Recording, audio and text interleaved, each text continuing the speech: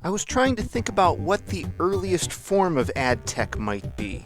Ultimately, it's an argument over definitions, but a strong and I think popular answer would be email. Email was the gateway to getting online for a lot of people back in the day, and it wasn't long before we started getting email spam, or as companies call it, email marketing. Now, the ethics of that aside, it's a great problem to work on as a data scientist, I can tell you firsthand. There are outstanding metrics you can get a hold of, open rates and click-through rates being the obvious ones. And you have some things you can tinker with, improving subject lines, changing the offer and the content. Many companies do this ethically and help advertise and grow their brands.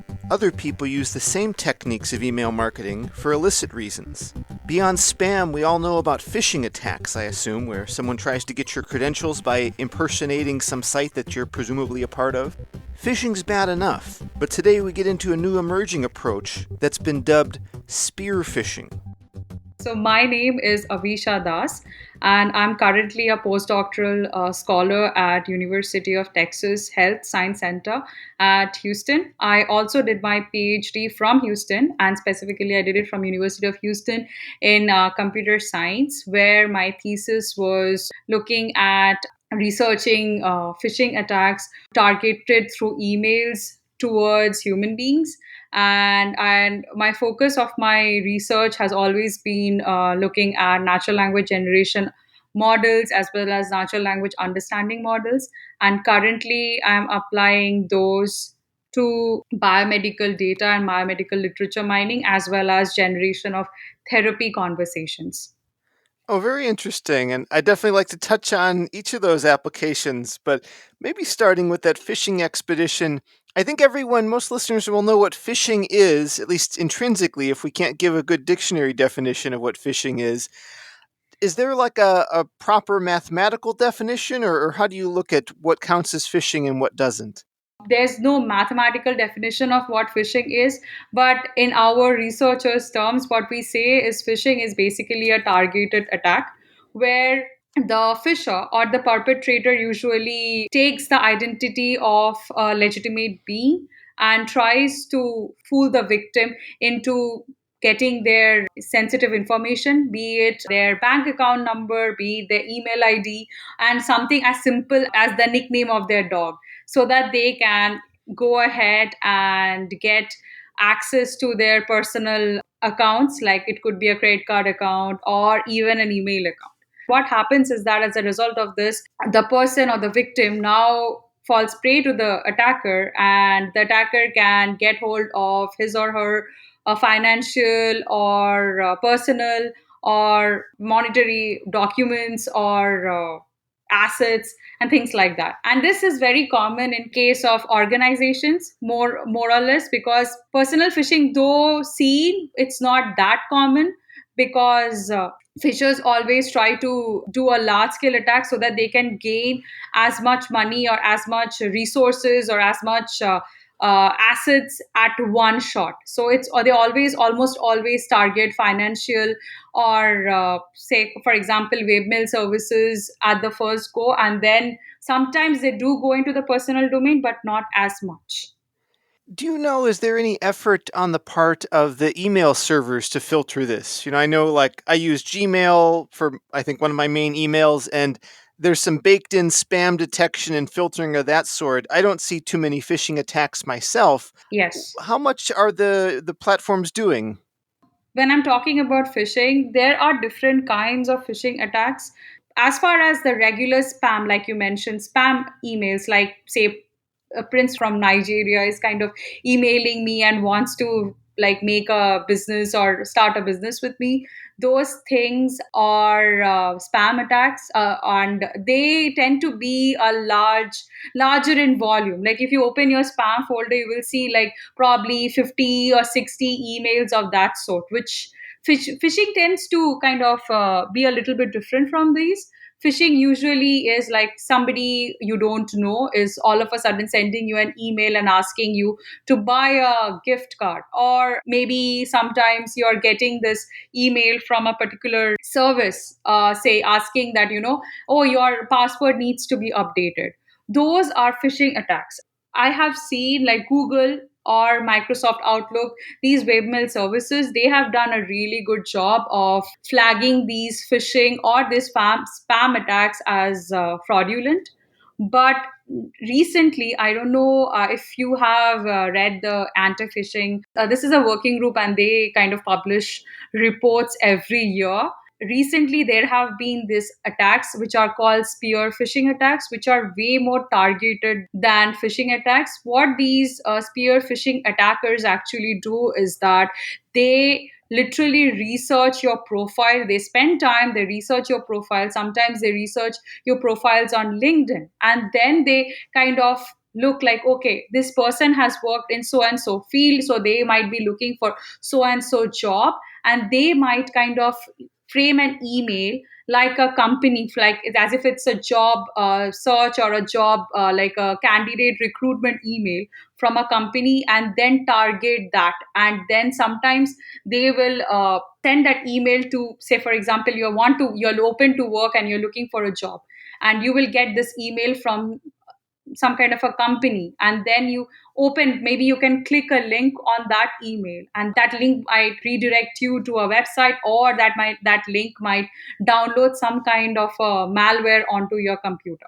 So these spear phishing attacks have been very common nowadays, and they have been very rampant, and they are more dangerous than phishing because these have been probably been written by a human being, and they are more targeted towards the receiver. So webmail services, they have this classifiers which usually look at the profile of the emails in your inbox, and then they kind of have these classifiers which are more bespoke to what kind of emails that you are receiving, because whatever emails I am receiving are very different from whatever the emails you are receiving. So these classifiers kind of look at the kind of emails that you are receiving, and they see that this email that you have received from this company, although it's a spear phishing email, they won't be able to differentiate it from a regular phishing email. And in that case, these classifiers fall short. Well, for some reason, I personally feel a little bit less scared of spearfishing because Yes. there's a lot more effort involved. Like, I'm not a head of state or, a CEO of $1 million company or $1 billion company or Yes. whatever. So I'm less likely to be a target. But Yes. I mean, if you can use machine learning and NLP to solve this sort of stuff or do this, automate this in some way, then maybe we all can become targets. How realistic of a threat is that?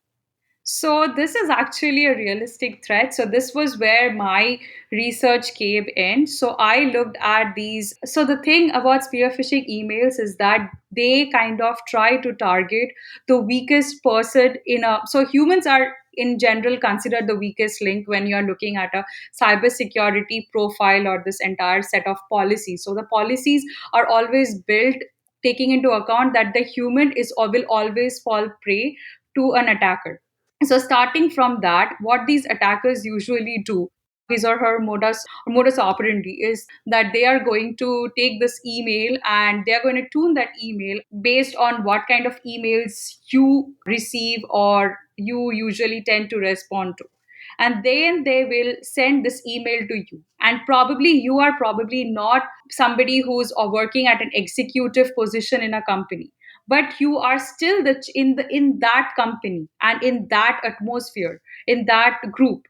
So once you fall prey to that kind of an email and you click one link in that email, what it tends to do is, some in certain cases, these spear fishers, if it's properly targeted, they tend to have these kind of bypass filters or something. That was kind of an assumption on our end. People have done researches that that they might get hold of some information which will then help them to hack into your personal accounts. Once they're inside your personal account, that's when their attack actually starts. They might have to do a little bit of work on getting or hacking into somebody's account inside a company. Once they have like written these emails which are very well tuned to whatever your specifications are and what emails that you usually receive, and they have hacked into your account, then what happens is that they start writing emails to other people in the company, since they think that it's coming from you. they will not really tend to bypass that email, and it's not really doesn't really raise a red flag as well. And they then other people in your network are more prone to fall prey to that kind of an attack. So that was where I my research started, with the basic assumption that, in a spear phishing attack, the attacker has already gained access to somebody in a particular network. And what I looked at was using these machine learning methods. Instead of basically looking first, I tried to kind of replicate the feasibility of such kind of an attack. Because, like you mentioned, at that time there were only RNNs. So I got to know that, RNNs, they have this capability of modeling languages, and they have the capability of understanding how a human writes. From that point, they can also generate or write text like a human being. Say, for example, this fear fisher had gotten access to somebody's inbox, that person can train such a language model on these large amounts of emails that he or she has written, and then conduct these attacks within the network at scale. Wow, so yeah, you could compromise just one person in a company. And Yes. I've been at some big companies and been on threads with dozens of people. I got lots of emails. And if you now have access to all those, it does seem quite reasonable. You could train a custom model to maybe impersonate the chief of security and get exactly his or Yes. her wit down. And in generating those emails, could you talk a little bit about maybe comparing it to, I don't know if there's a ground truth here or human emails? What's the general quality that the RNNs you were working with were able to produce?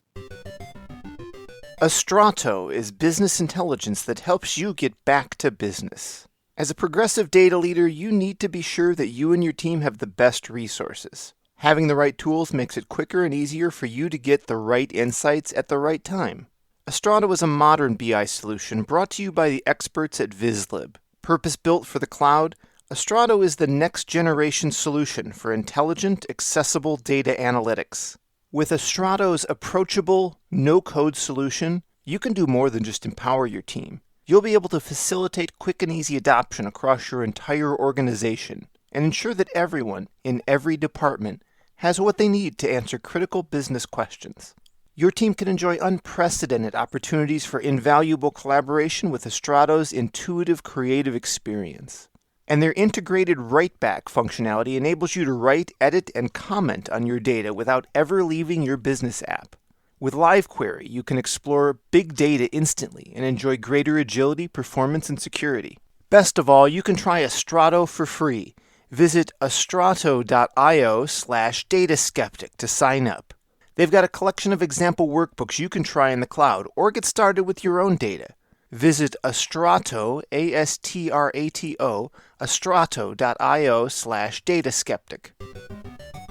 What's the general quality that the RNNs you were working with were able to produce? So the RNNs that I was working with were able to produce really, really bad emails.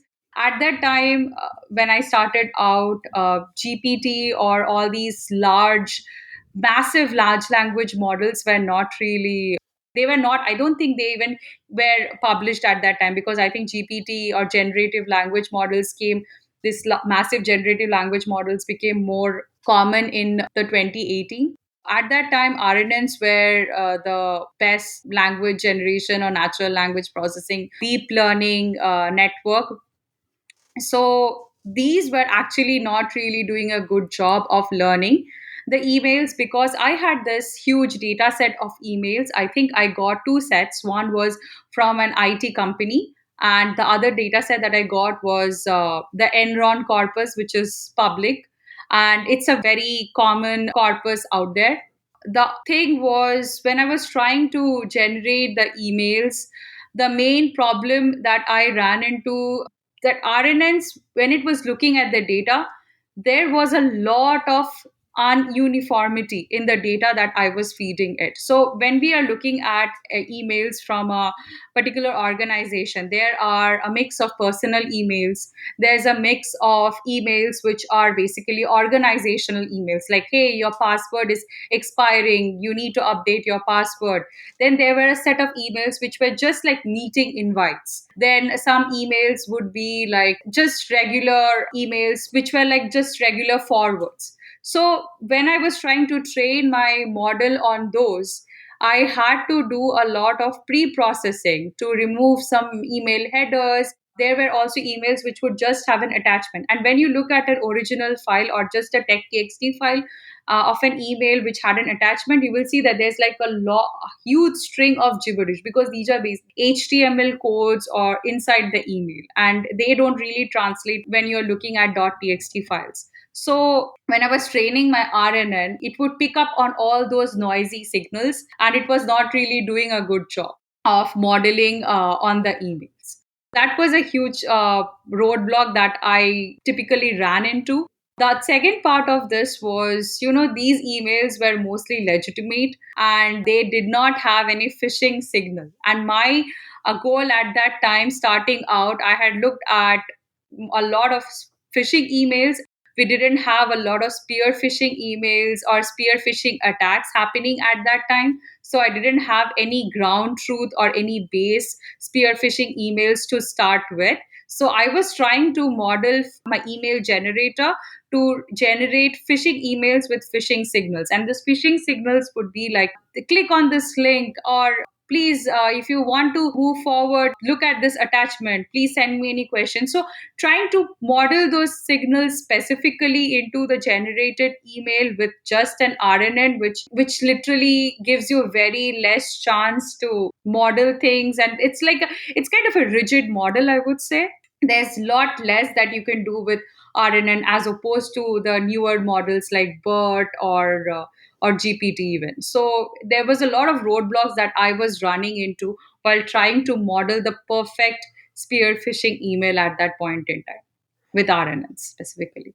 Yeah, RNNs were the state of the art when you did this paper, but as you Yes, mentioned, there's been a slew. It seems like something new every 2 weeks or so now. yes, Uh, yes. if you were to revisit this work with today's technology, how different do you think the emails would look? They would look widely and vastly different. So I did do a later study where I looked at emails being generated using GPT. At that time, even with GPT small or GPT medium, what I tried to do was, instead of trying to generate the email as a whole, I tried to generate email parts of the email. Like I would try to generate just the salutation or the first sentence, and then I would try to generate a body, and then I would try to generate a an ending sentence. Like an email actually has like 2 to 3 parts. So uh, I would try to generate that email part by part. And at that point, I saw that, when I broke down the task and I was making the GPT like train different parts of the GPT, and then making the like not essentially train, basically fine tune the GPT, and then try to make it generate different parts of the email. It was doing a very good job of generating like spear phishing emails. May not be as good as a human written email, because there would still be some discrepancies in the actual email that was generated, but it was still doing a very good job, because essentially GPT was already trained or pre-trained on a large amount of data. And then on top of that, when I'm fine tuning it on emails, it has the capability of combining the information that it already had with some newer information, thereby making the generated text much more coherent and much more high quality. So that was what a huge difference I saw when I was like working with RNNs versus the newer, much larger models. Yeah, these larger models, be it BERT or GPT-3 or whatever, they're trained on some really, really big training set, right? That we don't always necessarily know what it is. Yes, If it's big enough, we can assume there's some sampling of everything, so there's a spear phishing attack in there somewhere. But it would not yes. surprise me to find out that the training data set did not have a lot of examples of spear phishing because I Yes. don't know where you'd get such a corpus quite easily. Yeah. With that in mind, do you have any sense about how much was sort of imbued into these models alone versus how much your fine tuning was required in order to generate this class? Obviously, like you mentioned, that these models have not been trained on emails. What the beauty of these models are that even if you train them on or fine tune them on even a smaller data set, so basically the main idea or the main idea behind fine tuning was that at that time that if you take us even a smaller data set which might be in domain or out of domain, but you are trying to train a model which is more specific to your task that you're trying to solve, then making that model much more specific to your requirement, or tuning that model so that it works better or works well for your purpose. At that point, I had these two huge data sets of legitimate emails. I totally kind of abandoned the idea of even using phishing emails. The fine tuning with just 1,000 emails, it was not really cutting it. So I had to use like about, I think, 50,000 to 75,000 legitimate emails from scraped from Enron, as well as the avocado data set, which I think was not public, but I had to get it through some university license. So it had about 80,000. And then since I was also using this idea of breaking the emails into smaller sections and using like specific sections of the email to train a model for generating specific parts, it kind of made the data set like about 3 to 4 times than the usual size. So I was actually, in essence, I was giving the data, like the GPT, a lot of data to fine tune on. That kind of helped while I was trying to generate my emails. Well, I suspect your efforts to generate spear phishing emails were not, some black hat effort. Could you talk a little bit Yeah. about why this is interesting? At that time, I was looking at deep learning models, and essentially the deep learning models, specifically like the recurrent neural networks. I remember I was in this class and like people were discussing, my professors were discussing about how these deep learning models has the capability of understanding languages. One particular topic being this idea of solving an author attribution problem, where they can really understand how Shakespeare writes differently from, say, Keats. So that was what kind of started it all. So if a model can actually differentiate between the writings of Shakespeare and Keats, it can also learn to write like a Shakespeare or Keats essentially. So that was where it all started from. And then I looked into this problem of spearfishing. Spearfishing was a very novel attack back then. Right now, I was looking at APWG today and I saw that they have reported about 1 million phishing attacks, specifically in the first quarter of 2022, of which more than 50% have been spearfishing attacks. So it's become much more scary right now. But back then, it was just starting out. Cybersecurity researchers always have this idea as to, you have to think like an attacker. You first think like the bad guy, and then you first reinforce your methods, and then once the attack happens, you again analyze the attack and reinforce it further. I thought about how a spearfishing attack could happen, and at that time, I there were also these newer models coming out, and I thought that what if an attacker starts using these models to write his emails for him rather than him writing his own. That was essentially where it kind of started, and that was how I started looking into this problem. This is still a very new problem. It's one of the most difficult, probably one of the most difficult problems out there to solve, because there's always this consideration, like essentially natural language generators or deep learning models as a whole are total black box models. You don't know what's going on behind this and how they're tuning the parameters. So there's no one size fits all solution to all these things. So it's still a very new topic, and people are still working and people are still using adversarial networks or other different types of networks to solve this problem. Well, it seems to me if, I were maybe working in the cybersecurity world, and I was trying to keep up with what was being generated and how much of a threat this was. If I had read your initial paper where you used RNNs, I would have said, let's keep an eye on this. But having seen, Yes. these results we've discussed with these larger language models, I would now be pretty concerned. Do you have any insight into how the cybersecurity world is responding to what I presume is the threat of a really new level of sophistication for phishing attacks? To be honest, I back then it was still being researched. So what we would look at different signals in the email. So there was this couple of things that I noticed. So I myself fell as a not a victim essentially, but I got a phishing attack, spear phishing attack from one of my like professors. So he was all of a sudden I got this email from him where he sent this email, and this email was essentially I was not even taking his class in that semester, and then I saw this email and it had, hey, can you please upload your homework to this Google Drive link? And there the Google Drive link was this, the three words, the Google Drive link was highlighted as a hyperlink. So I was a little bit concerned, and I hovered over that Google Drive hyperlink. I saw that that link was google.com, just started with google.com, then a set of like string, like then a set of random characters. But if you look at a Google Drive link, actual Google Drive link, it starts with drive.google.com. So I knew for a fact that that this is something which is fraudulent. Yeah. I sent an email. I took a snapshot of that email in the as an original text and then sent it to my professor, and he literally sent out an email to everybody saying that that this is, please do not click on this link. They are trying to get your Gmail account.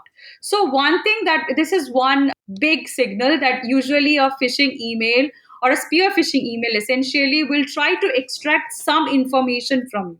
This is always like, it is always usually an active act, it always has this active nature or active tense in it, like, hey, can you please update your password? Hey, can you look at this Google Drive link? Hey, can you click on this to download this software? So something which always has an active signal. The other thing is also checking the sender, from the sender email ID, like whether it looks legit, whether it's ending with a legitimate domain name or something. These are a few signals that I have seen that helped me. And we have also been taught that during our cybersecurity classes, as well as when we look at these data sets where we see all these emails, they have this tendency, like these spear phishing or this phishing attacks always have this tendency that there's this always this active tense or this active action. They always kind of try to incur some kind of response from the victim or the target that they're trying to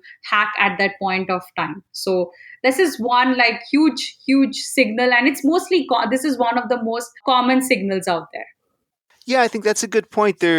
When I get a phishing attack, it's sort of, there is some hint for me, as you'd mentioned, that, hover the link and you'll see it's not the same, or Yes. something about it's not right.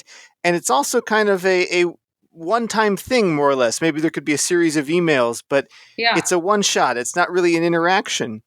I guess No, it's, yeah, exactly like you mentioned. Like it's always a one shot email, or it's always something like, it just wants, it's like, and they always try to get some kind of a short term response from you. It's not always this lengthy emails or, oh, it's going back and forth. That's not always a communication. It's always like a short term, very active response that they want from the target. well, I know from some of your other research, you've done work in conversational agents. Do you think there's Yes. an opportunity for phishing attacks to spill over there, to have some back and forth and talk me out of my credentials? Actually, to be honest, so my conversational studies have been more like on the therapy side, but Hmm. I do believe there could be, because, say, for example, you like it again starts from some kind of an website that you land upon, which is basically a fraudulent website, and then all these financial websites, or most of the websites like financial or a regular website where you are just literally trying to buy a car or trying to shop always have these automated chatbots on the side. So if it's actually a fraudulent website where the chatbot has been trained to kind of converse and then try to incur some information from you, we do tend to talk to a chatbot and we do tend to share sometimes, like, for the interest, for the best interest of time, we do try to like kind of share our information with the chatbot that, like, yeah, you can take my phone number, you can take these details and you can look up information for me.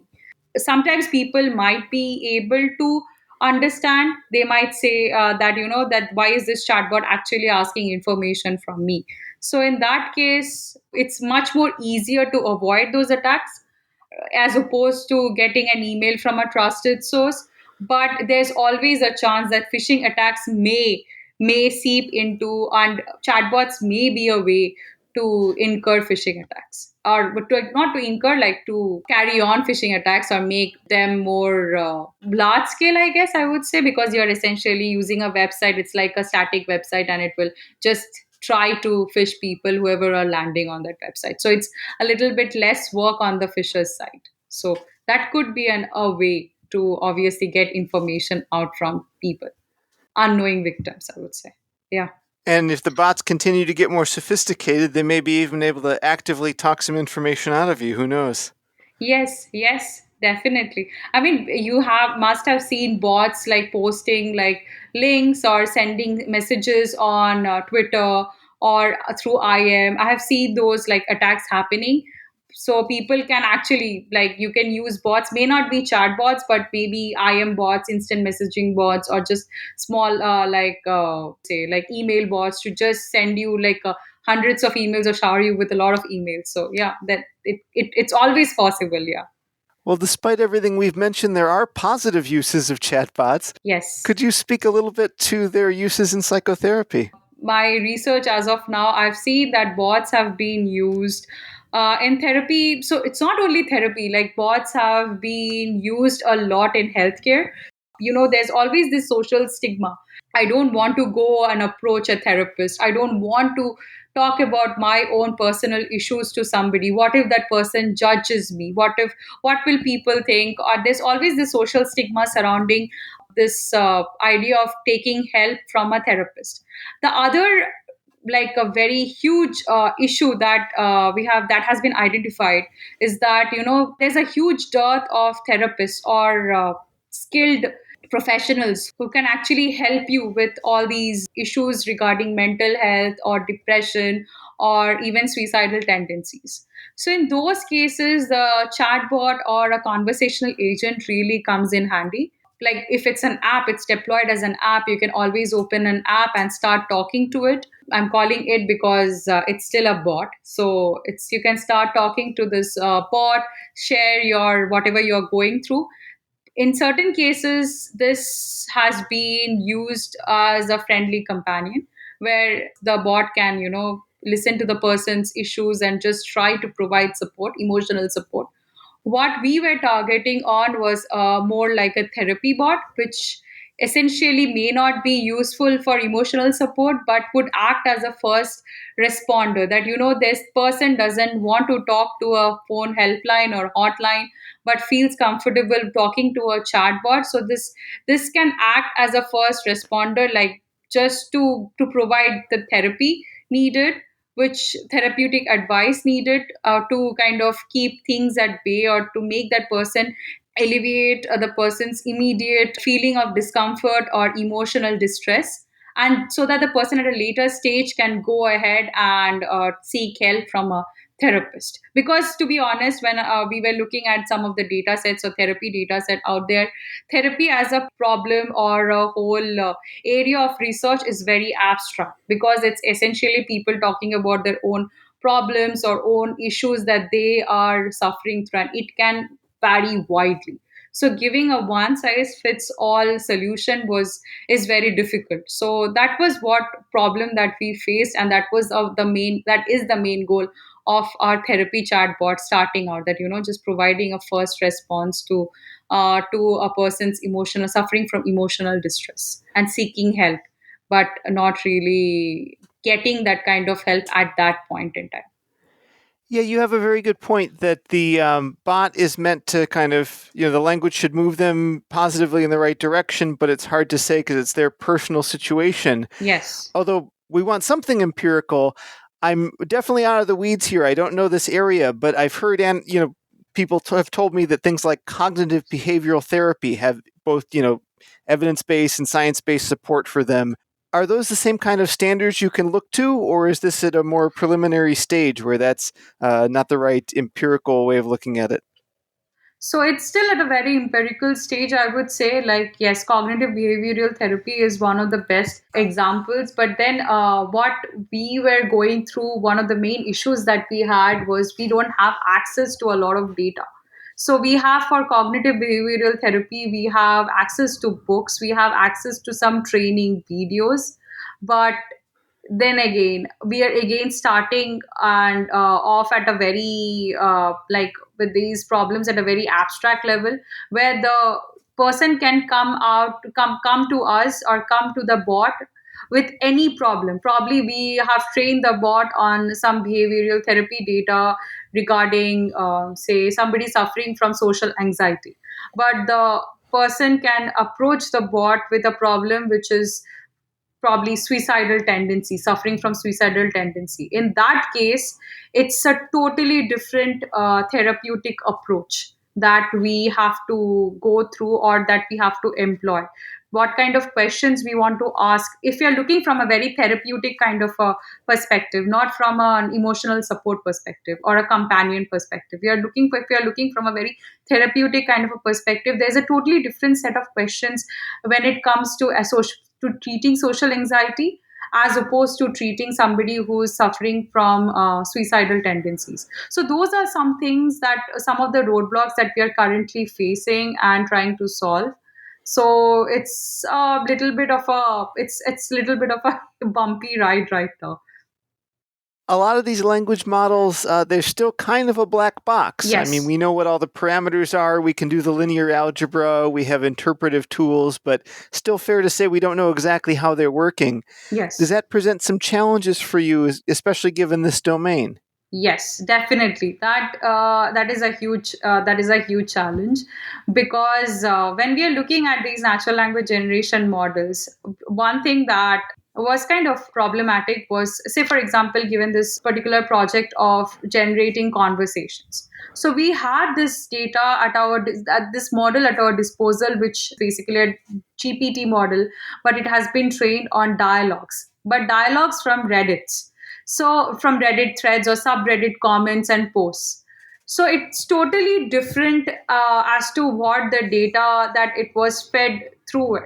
And at certain points when we were training this on therapy conversations or therapeutic conversations, at one point it would generate, say, for given a particular question, it would generate, say, a favorable answer.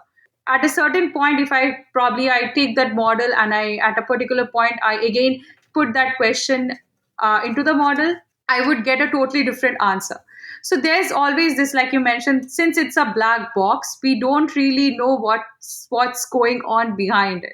If it wasn't a black box and it was a white box, we could have kind of changed certain parameters, we could have changed some weights inside the model to make it focus on or put more attention on certain parts of the conversation or some entities which we would want the model to include in their responses. So that is definitely a problem when we are dealing with black box kind of models because we don't know what's going on behind the scenes. So a lot of the focus now gets focused like the lot of the focus now shifts towards how we are engineering the data, how we are pre-processing the data, or if or then there's also a lot of focus on the post processing, like okay, once we get this optional answers, so instead of providing one answer, we try to provide, like, given this question, these are a set of five answers that we are getting, and then maybe we can use a guide or we can use a planner or a rule based model to to select the best answer from that. So that's what that is how we are trying to handle this black box nature of the deep learning model. And is this chatbot something that's in the research phase, or do you have it deployed somewhere? So it's still in the research phase. I just published one paper on this, and we are still trying to collect more data. We are trying to still kind of work with other different kinds of models, adding models instead, because my initial approach was just using a vanilla model and then just kind of fine tuning it with different kinds of data, and then using some transfer learning approach to kind of get this dialogue, like generic dialogue conversations, and then like kind of importing it to generate more therapeutic conversations, and that was really not working. So we are now trying to make it like use some kind of a planner or a guide, and then see like how this model really generates the data, or can there be any post processing or pre processing methods which will make the data generation much more better, or the conversation generated conversations or generated interactions much more better or much more specific to therapy. So offering therapy seems like a pretty difficult or hard skill to learn and to be able to offer Yes. versus like arithmetic, very easy to teach arithmetic to a computer, get a computer to give you calculator answers. Do we have to essentially pass the Turing test before we can have a computer therapist, or is maybe a computer therapist somehow, an easier problem than artificial general intelligence? Yes, though, I mean, definitely, if we can pass the Turing test, that's probably the best thing out there, because that's essentially what you are thriving towards and what you want your model to do. But I mean, most of the conversational models out there, most of them have not even passed the Turing test, but they are still working, they're still being deployed, they're still being used in practice. So essentially, the obviously passing the Turing test is one of the requirements, and that's what we want it to eventually achieve. But probably as far as therapy is concerned, I'm very unsure how you can even make your model pass the Turing test, because it's such an abstract area, and it's such a difficult area to even have, first of all, to even have a conversational model that can be automated to just literally provide therapy, so without any human intervention. So like that's one of the biggest challenges, and once we finally like cross that hurdle where we make the model generate something, then we will go ahead with the Turing test. But right now, Turing test is something which is really really far away. We are not even thinking about it. It's just we are now really trying to make the model like generate something which is essentially closer to being a therapy statement given ask or a therapeutic advice given a question that's being asked by a patient. Even that seems like a daunting task right now. Sure, yeah, I can see that. But Yeah. with that in mind, I guess, where do you see the field in 5 years? Will I maybe have access to a virtual therapist at that time, or will it still be R&D then? It won't be R&D then. Like I am very hopeful about this field. In 5 years, I am very positive that there will be chatbots out there which are capable of doing therapy or providing therapy. Maybe what can happen while going like that, there might be some discrepancies on the chatbot's end, because it's a machine at the end of the day. It can handle so much, it can provide so much information. There needs to be human intervention, there needs to be a skilled expert at the end of it who provides some information or whom you can reach. But we can definitely have a chatbot which will be able to provide a therapy as a first response in 5 years. I am very hopeful about it. Well, I'll have you back on the podcast in 5 years from today and we'll review. Yes, yes, yes, sure, I would be happy to come. Oh, looking forward to it. Is there anywhere listeners can follow you and your work online? I do have a website which is dasavisha.github.io. And apart from that, I think that's where I more or less put out but whatever I'm working on, if there are any papers accepted. And sometimes I do update my LinkedIn, but I think my website is the best place where I do tend to update whatever I'm currently working on. And obviously, there's Google Scholar as well, but it's there existing on my website as well. So yeah, my website is probably the best place. Yeah. Well, we'll have it in the show notes so listeners can follow up. Avisha, thank you so much for taking the time to come on and share your work. Yes, thank you so much, Kyle. It scares me to think what kind of results Avisha could get with some of these more advanced techniques like BERT and GPT-3. You really can't trust an email the way you used to. Watch out for phishing attacks, everybody, especially these spear phishing attacks. Here's your preview of next week's episode. A cookie paywall is a kind of a new practice on the web. Cookie wall, which basically tracks you and you don't have that much of a choice. And this novelty is that the cookie paywall combines the two approaches and provides you with a choice. Either you're being tracked by all trackers, all cookies, or you can pay a fee. That's next time on Data Skeptic Ad Tech.